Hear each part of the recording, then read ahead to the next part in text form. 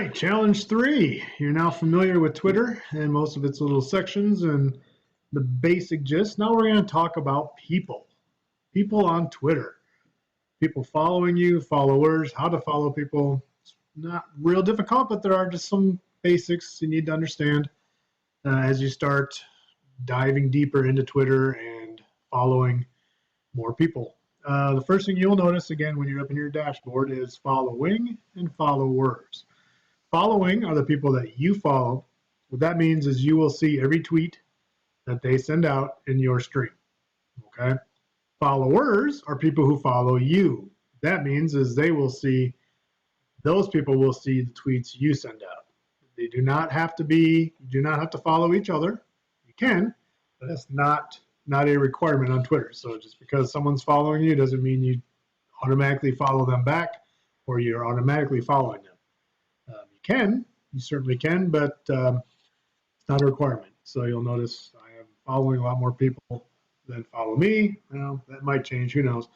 But so anytime I send out a tweet, if I don't put any hashtags, we'll get into hashtags later. Anytime I send out a tweet, these 620 people are going to see it if they're following their stream. Hashtags, again, later challenge, we'll get into that. But for right now, a tweet that I send out, 620 people will receive it. If you want to look to see who you're following, who's following you, you can always, from your dashboard here, click on it.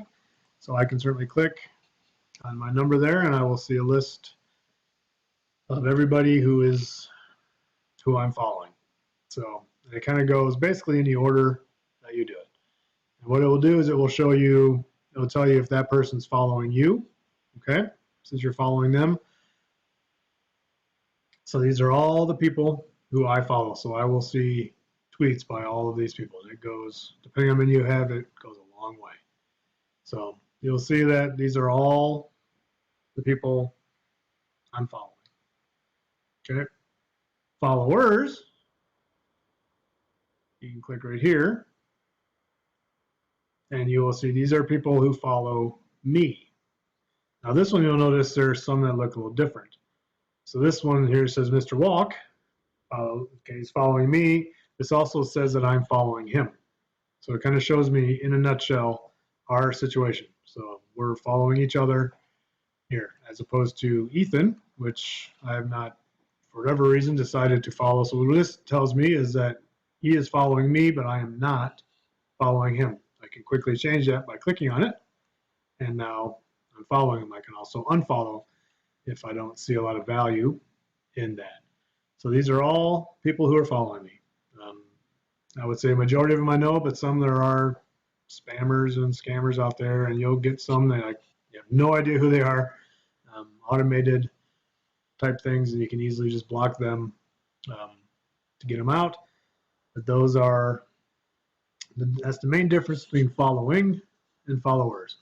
Now you can also do a search for people and find people that, let's see, who do I want to follow that I don't already follow? Well, we could just follow someone like,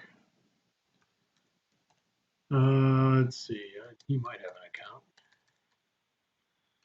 Let's see, Aaron Rodgers. Yeah, I don't think I follow Aaron. I should, being a Packer fan. So I can do a search, and here he comes up. This is kind of, you can see he has a lot of followers, doesn't follow a whole lot. But if I make the decision that I would like to follow, I think I need to follow him, it's a very simple button here, follow, and just like that, I'm now following Mr. Rogers.